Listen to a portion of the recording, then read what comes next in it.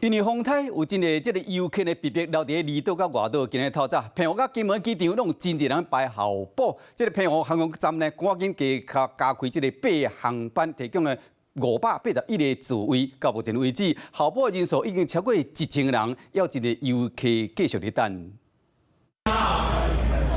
柜台前已经有一大群人咧排队，民众赶行李伫机场的大厅袅袅等。受到风台丹那些影响，从澎湖飞往台湾本地的班机全部停飞，有别话9000人留在澎湖。6点的时候过来，然后就发现这边人很多，就来现场排队，因为他是说现场叫号叫到的话就要马上上机。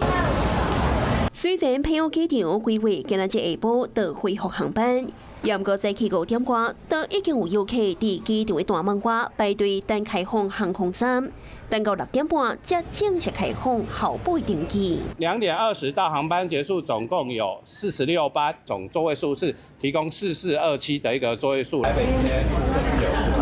经过协调，澎湖航空站加开8班次，提供581个座位。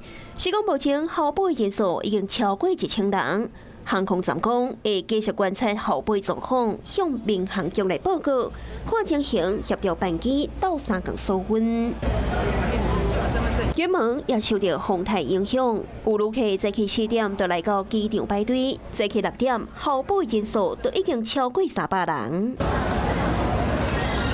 那机场外，金门码头旅客赶快是查。来2个多小时了，现在候补200多号。但那是风台搅乱旅客行程，相关单位也当咧协调加班收分，希望会当赶紧让旅客平安回来。